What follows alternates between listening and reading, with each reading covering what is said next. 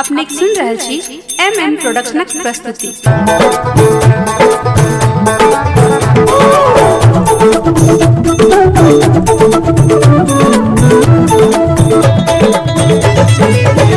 अहाँ के अंगनमा इंद्रदेव गम गम गम कयो, इंद्रदेव गम गम गम कयो, इंद्रदेव गैया के गोबर रसनी पल अंगना, अंगना यहाँ के चम चम चमकयो, इंद्रदेव गैया के गोबर रसनी पल अंगना, अंगना यहाँ के चम चम चमकयो।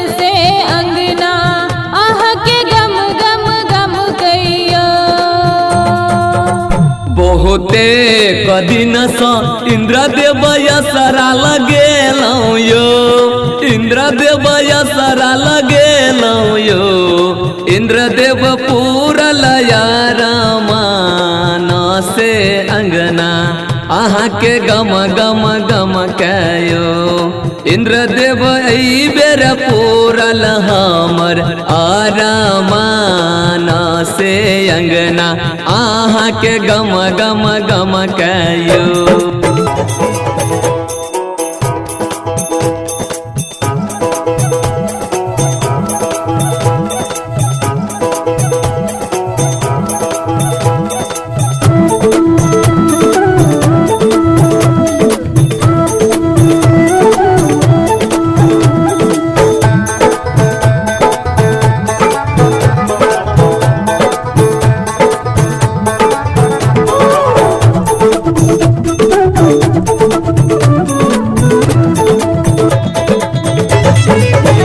अहाँ के दर्शन ले इंद्रदेव अखिया तरसैयो, इंद्रदेव अखिया तरसैयो, इंद्रदेव एहि बेर जानै देबै दर्शन ता दर्शन ले हम प्राण त्यजबैयो, इंद्रदेव अहाँ जानै देबै दर्शन ता एहि बेर हम प्राण त्यजबैयो।